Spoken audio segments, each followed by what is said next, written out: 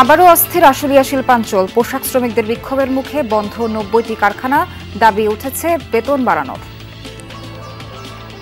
ব্যবসার সাথে আমরা অনেকবার মিটিং এ বসছি, কিন্তু এখন পর্যন্ত আমরা ব্যবসা ফাইনাল কোনো ডেট দেয় না টাকার জন্য। একটা কনফার্ম ডেট না দেওয়া পর্যন্ত আমরা এখান থেকে যাব না ইনশাআল্লাহ।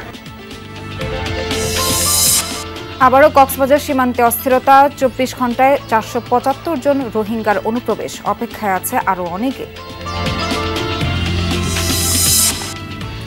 বাগেরহাটে পিকআপের ধাক্কায় ৪ ইজি বাইক যাত্রীর প্রাণহানি। শেরপুরে ২ মাইক্রোবাসের মুখোমুখি সংঘর্ষে আহত অন্তত ১৬।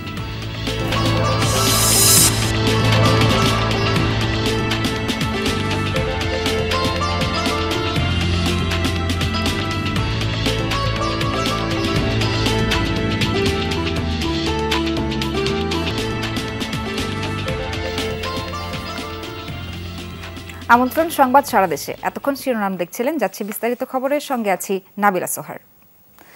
একদিন পরই আবারও অস্থির আশুলিয়া শিল্পাঞ্চল। পোশাক শ্রমিকদের বিক্ষোভের মুখে বন্ধ রয়েছে অন্তত ৯০টি কারখানা। শিল্প পুলিশ জানায়, সকালে বেশ কয়েকটি কারখানায় পোশাক শ্রমিকরা কাজে যোগ দেয়নি। কোথাও বকেয়া বেতন পরিশোধ, কোথাও বেতন বৃদ্ধির দাবিতে প্রতিবাদ জানিয়েছেন শ্রমিকরা। বিক্ষোভের মুখে বন্ধ রয়েছে ৯০টি কারখানা, তবে অন্য কারখানাগুলোতে চলছে উৎপাদন। পরিস্থিতি নিয়ন্ত্রণে রাখতে র্যাব, পুলিশের তৎপরতা বাড়ানো হয়েছে। মোতায়েন করা হয়েছে বিজিবিও, জোরদার করা হয়েছে সেনাবাহিনীর টহল। এদিকে ঢাকা ইপিজেডের পুরাতন জোনের প্রধান ফটকের সামনে অবস্থান নিয়ে বিক্ষোভ করেছে লেনি ফ্যাশনের সাবেক শ্রমিকরা। বকেয়া পাওনার দাবিতে এ বিক্ষোভ করেন তারা। শ্রমিকদের অভিযোগ, ৪ বছর আগে কারখানাটি বন্ধ করে দিলেও এখনও বুঝিয়ে দেয়া হয়নি তাদের পাওনা।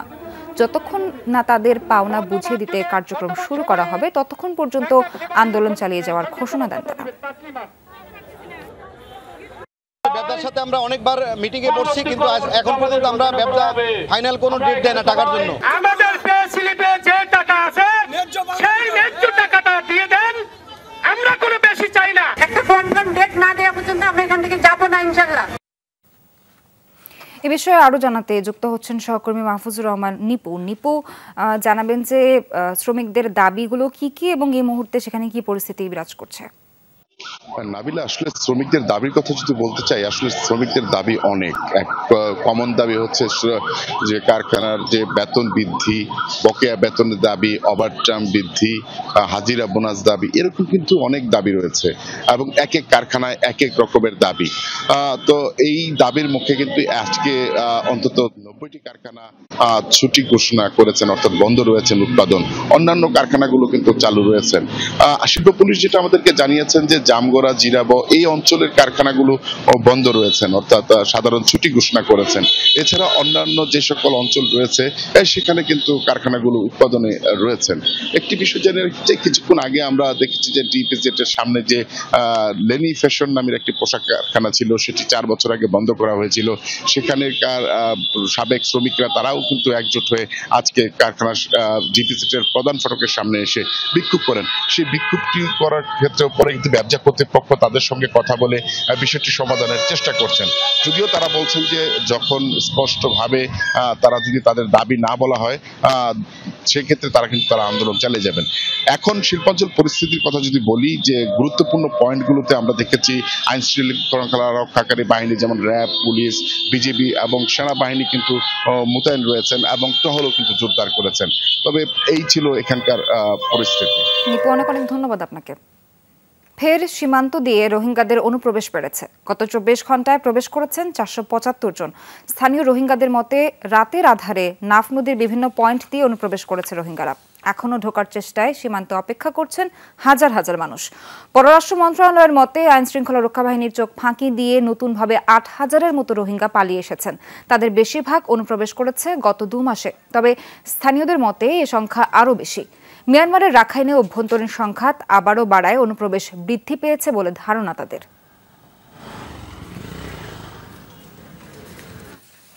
এই বিষয়ে আরো জানাতে টেকনাফ থেকে যুক্ত হচ্ছেন সহকর্মী এহসান আল কুতুবী।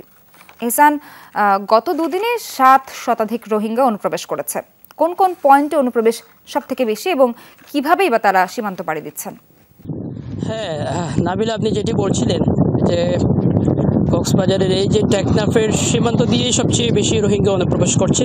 তন্মধ্যে টেকনাফের হৈখং, নীলাম এবং কাঞ্জরপাড়া, মৌলভীবাজার, তারপরে দমদমিয়া সহ বেশ কিছু গুরুত্বপূর্ণ পয়েন্ট যেগুলো দিয়ে আসলে আগেই রোহিঙ্গা অনুপ্রবেশ করেছিল 2017 সালে, সেই সব পয়েন্ট দিয়ে মূলত রোহিঙ্গারা বাংলাদেশে অনুপ্রবেশ করছে। এবং অনুপ্রবেশের পর তারা মূলত নাফ নদীতে যে কোস্টগার্ডের টহল রয়েছে অনেক আগে থেকেই, এবং বিজিবি সীমান্তে দায়িত্ব পালন করছে, তাদের চোখ ফাঁকি দিয়ে রাতের আঁধারে তারা কিন্তু বাংলাদেশের অনুপ্রবেশ করছে। এবং অনুপ্রবেশের পর তারা রোহিঙ্গাদের বেশ কিছু আত্মীয় স্বজন, অর্থাৎ যেসব রোহিঙ্গা বাংলাদেশে অনুপ্রবেশ করছে তাদের আত্মীয় স্বজন কিন্তু এখানে রয়েছে বিভিন্ন ক্যাম্পে, তারা তাদের সাথে যোগাযোগ করে সেসব নির্দিষ্ট ক্যাম্পে তারা গিয়ে অবস্থান করছে। এবং এটি আমরা গতকালকে দেখেছিলাম এবং আজকেও দেখেছি। আর এই রোহিঙ্গা শুধুমাত্র আজকে গত 24 ঘন্টা কিন্তু 475 জন রোহিঙ্গা বাংলাদেশে অনুপ্রবেশ করেছে। এর আগে 2 দিনে 700 রোহিঙ্গা অনুপ্রবেশ করেছে। এবং পাশাপাশি পররাষ্ট্র মন্ত্রণালয়ের যে তথ্য সে অনুযায়ী 8000 রোহিঙ্গা বাংলাদেশে অনুপ্রবেশ করেছে। এবং আমরা গতকালকে রোহিঙ্গা নেতাদের সাথে কথা বলেছিলাম, তারা যেটি বলেছেন 50,000-এর অধিক রোহিঙ্গা এখনও পর্যন্ত বাংলাদেশে অনুপ্রবেশের অপেক্ষায় মিয়ানমার সীমান্তের নাফ নদের পারে তারা অবস্থান করছে। যে কোনো মুহূর্তে তারাও একে একে বাংলাদেশে অনুপ্রবেশ করতে পারে। ইহসান, অনেক অনেক ধন্যবাদ আপনাকে।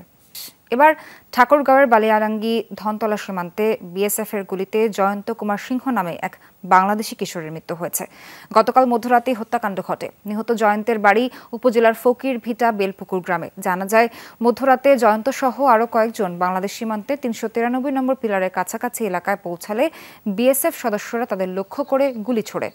অন্যরা পালিয়ে গেলেও গুলিবিদ্ধ হয়ে ঘটনাস্থলেই মারা যায় জয়ন্ত। তার মৃতদেহ ভারতের ইসলামপুর থানা পুলিশের কাছে হস্তান্তর করেছে বিএসএফ। এ ঘটনায় আরও 2 জন আহত হয়েছে বলে জানা গেছে। খুলনা বিভাগীয় সফরের অংশ হিসেবে প্রথম দিন কুষ্টিয়ায় অবস্থান করছে বৈষম্য বিরোধী সমন্বয়কদের একটি প্রতিনিধি দল।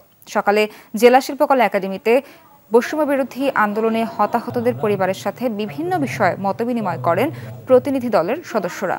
দিনের কর্মসূচি হিসেবে প্রথমে জেলার সমন্বয়কদের সাথে মতবিনিময় করবেন তারা। এরপর জেলা প্রশাসকের কার্যালয়ে মিটিং শেষ করে বিকেলে পাবলিক লাইব্রেরি মাঠে জনসাধারণের সাথে মতবিনিময় করবেন সমন্বয়ক প্রতিনিধিরা।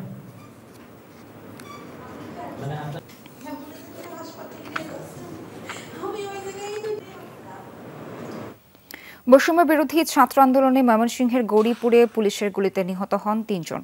এ ঘটনায় আদালতে 2টি মামলার আবেদন করেন কৃষক দল ও স্বেচ্ছাসেবক দলের 2 নেতা। তবে নিহতদের পরিবার বলছে মামলার বিষয়ে কিছুই জানা নেই তাদের। বৈষম্য বিরোধী ছাত্র আন্দোলনের নেতাদের অভিযোগ, আসামি হওয়া থেকে বাঁচতে স্থানীয় বিএনপির কয়েকজনের সাথে আতাত করেছে পুলিশ ও আওয়ামী লীগ নেতারা। এদিকে বক্তব্য নেওয়ার সময় যৌন টেলিভিশনের সাংবাদিকদের বিরুদ্ধেও মামলা দেওয়ার হুমকি দিয়েছেন এই কৃষক দল নেতা।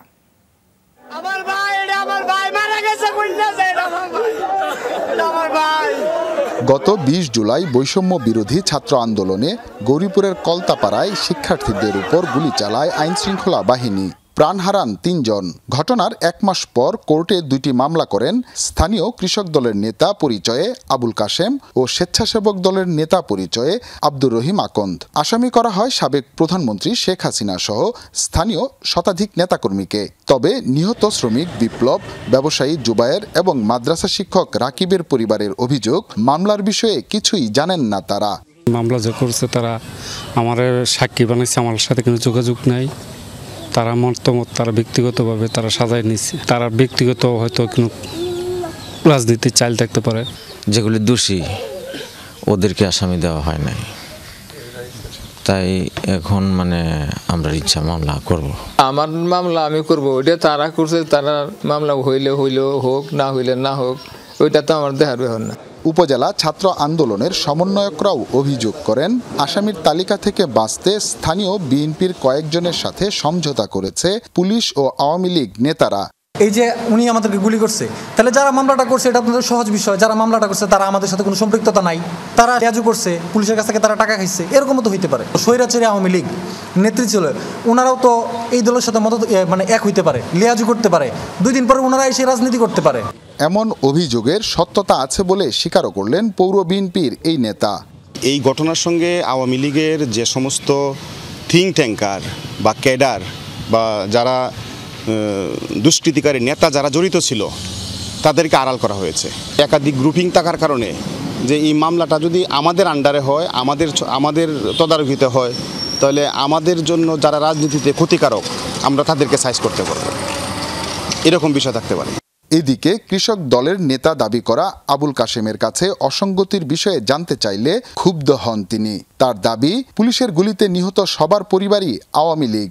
এরা ডরে বয়ে ওই হাসিনার বিরুদ্ধে যে আপনার একটা কথা কইব, এরা এই সাবাস হইছে না, সবটি আওয়ামী লীগ করে। যারা মারা গেছে তাদের ফ্যামিলি, এরা সবটা আওয়ামী লীগ করে, তারা মামলা করবে। এই বিষয়ে প্রতিবেদন প্রচার করলে যমুনা টেলিভিশনের রিপোর্টারের বিরুদ্ধেও মামলা দেওয়ার হুমকি দেন আবুল কাশেম। আমি যে বাদী মামলা করছি হাসিনার বিরুদ্ধে, ও এটা লইয়া দিয়ে আপনারা তুলমস্ত করুন, তা আমি আরও ডবল মামলা করবো আপনার নামে। আমরা সত্যভাবে ও সঠিকভাবে তথ্য লিখে নেবেন। আরেক মামলার বাদী স্বেচ্ছাসেবক দলের নেতা আব্দুর রহিম আকন্দের বাড়িতে গিয়ে তাকে পাওয়া যায়নি, বন্ধ পাওয়া গেছে মুঠোফোনটিও। মোবাইল তো বন্ধ। পুলিশ জানিয়েছে এই 2 মামলার বিষয়ে আদালতের নির্দেশনা মেনে কাজ চলছে। বিজ্ঞ আদালতে 2টি কোর্ট পিটিশন ওসি গৌরীপুরের নিকট জানতে চেয়েছে যে এই সংক্রান্তে কোনো মামলা হয়েছে কিনা। আমরা আদালতকে অবহিত করেছি যে গত 22 সাথে অজ্ঞাতনামা আসামিদের বিরুদ্ধে গৌরীপুর থানায় একটি মামলা রুজু হয়েছে। পরবর্তী কোর্টের নির্দেশনা অনুযায়ী মামলার প্রয়োজনীয় ব্যবস্থা নেওয়া হবে। বৈষম্য বিরোধী ছাত্র আন্দোলনে ময়মনসিংহের গৌরীপুরে যে 3 জন নিহত হয়েছেন সেই সব পরিবার বলছেন বর্তমানে নানামুখী চাপে কোণঠাসা। তারা বলছেন তাদের সন্তানদের হত্যায় মূল আসামিদের বাঁচাতেই মামলা নিয়ে হচ্ছে নানান কারসাজি। এমন অবস্থায় বর্তমান সরকারের দ্রুত হস্তক্ষেপ কামনা করছে ভুক্তভোগী এসব পরিবার। হুসাইন শাহিদ, যমুনা নিউজ, ময়মনসিংহ। বাগেরহাটে মিনি পিকআপের ধাক্কায় ইজি বাইকের 4 যাত্রী নিহত হয়েছেন। সকালে মোংলা মাওয়া মহাসড়কের কাটাখালী মোড় এলাকায় এই দুর্ঘটনা ঘটে। পুলিশ জানায় একটি ব্যাটারি চালিত ইজি বাইক নওয়াপাড়ার দিক থেকে কাটাখালী মোড়ের দিকে যাচ্ছিল। এ সময় বিপরীত দিক থেকে আসা মিনি পিকআপ ইজি বাইকটিকে ধাক্কা দেয়। এতে ঘটনাস্থলে মারা যান ইজি বাইকের 2 যাত্রী। গুরুতর আহত অবস্থায় 3 জনকে হাসপাতালে নেয়ার পথে মারা যান একজন। হাসপাতালে নেয়ার পর চিকিৎসাধীন অবস্থায় আরও একজনের মৃত্যু হয়। এই ঘটনায় মামলা প্রক্রিয়াধীন বলে জানিয়েছে পুলিশ। এছাড়া শেরপুরে নবীনগরে 2টি মাইক্রোবাসের সংঘর্ষে 16 জন আহত হয়েছেন। এদের মধ্যে 10 জনের অবস্থা আশঙ্কাজনক বলে জানিয়েছে পুলিশ।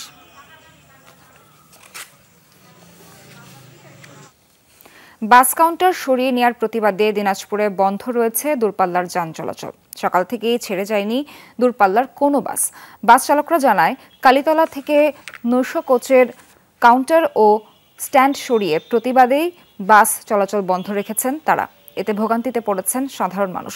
দূরপাল্লার যাতায়াতে দেখা দিয়েছে শঙ্কা। গত 4 সেপ্টেম্বর পৌরসভা কার্যালয়ে বাস মালিক, শ্রমিক ও পুলিশ প্রশাসনের উপস্থিতিতে এই সভা অনুষ্ঠিত হয়। এতে বাস মালিকেরা 8 সেপ্টেম্বরের মধ্যে কাউন্টার সরিয়ে নেওয়ার সিদ্ধান্ত নেয়, কিন্তু তারা কাউন্টার সরিয়ে না নিয়ে আজ থেকে 900 কোচ চলাচল বন্ধ করে দিয়েছে।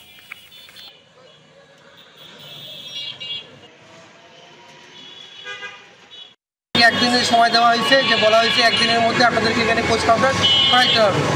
যে কোচ কাউন্টার তো আপনার একদিনে তৈরি হয়নি। এখানে যানবাহনে যাত্রীর নিরাপত্তা দেওয়া হোক, তাহলে আমরা সরে যাব। সকল প্রকার কোচ কাউন্টার এবং দূরপাল্লার সকল বাস বন্ধ থাকবে অনির্দিষ্টকালের জন্য। সড়কে যানজট ও শৃঙ্খলা ফেরাতে বন্দরনগরের প্রধান সড়কগুলোতে ব্যাটারি চালিত ও অটোরিকশা বন্ধ ঘোষণা করেছে চট্টগ্রাম মেট্রোপলিটন পুলিশের ট্রাফিক বিভাগ। পূর্ব ঘোষণা অনুযায়ী সোমবার সকাল থেকে রিকশা চলাচলে নিষেধাজ্ঞা দেওয়া হয়, তবে এখনও তা পুরোপুরি কার্যকর হয়নি। নগরীর আগ্রাবাদ, চৌমুহনী, দেওয়ানহাট ও টাইগার পাস সহ বেশ কিছু গুরুত্বপূর্ণ সড়কে কিছু সংখ্যক অটোরিকশা চলাচল করছে। নগরবাসী বলছেন এর আগেও এমন উদ্যোগ কয়েকবার নেওয়া হলেও তার সুফল মেলেনি। এবার যদি নিষেধাজ্ঞা বাস্তবায়ন হয় তাহলে সড়কের শৃঙ্খলা অনেকটাই ফিরবে বলে আশাবাদী তারা। এতে কমবে দুর্ঘটনাও। অনেক সময় রাস্তা মাঝখানে চলে আসে, এরকম করে চলে আসে, অ্যাক্সিডেন্ট হওয়ার সম্ভাবনা বেশি থাকে ওগুলা। এটা আমাদের বিদ্যুতের একটা ক্ষতি হচ্ছে, এক্ষেত্রে দেখা যায় একটা বিদ্যুৎ সাশ্রয় আমরা অনেক ক্ষেত্রে পাচ্ছি না। চিপাচাপা যে গল্লিগুলো আছে সিটি কর্পোরেশনের আওতার ভিতরে, ওরা যেন ওইসব গল্লির ভিতরে চলায়, তাহলে আমাদের জন্য ভালো হয়। আমাদেরকে এই ফেটে বাদ দিতে হবে, এটা চলে আমরা কিছু খাই, এটা না চলে আমরা কি করবো। ধীর গতিতে নামছে বন্যার পানি, এতে কিছুতেই কমছে না মানুষের দুর্ভোগ, উল্টো নানা রোগবালাই ভোগান্তিতে যোগ করেছে নতুন মাত্রা। লক্ষ্মীপুরের নিচু এলাকাগুলোর কোথাও কোথাও এখনো কোমর পানি, তলিয়ে আছে ঘর বাড়ি সড়ক। ভোগান্তি কমাতে দ্রুত অবৈধ বাঁধ অপসারণের দাবি তাদের। নোয়াখালীর 5 উপজেলার অনেক এলাকা এখনো বন্যার পানিতে ভাসছে। কুমিল্লায় কয়েক লাখ মানুষ পানিবন্দী, ডুবে রয়েছে ফসলের ক্ষেত, সড়ক। তবে যেসব এলাকায় পুরোপুরি পানি নেমেছে সেখানকার বাসিন্দারা আশ্রয় কেন্দ্র থেকে বাড়ি ফিরেছেন।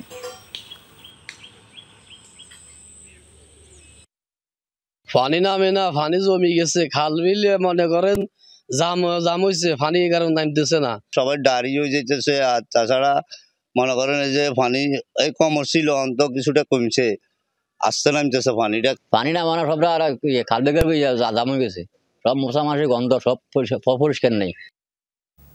দর্শক, এখনকার মতো এই ছিল সংবাদ সারা দেশে। সাথে থাকার জন্য ধন্যবাদ সবাইকে।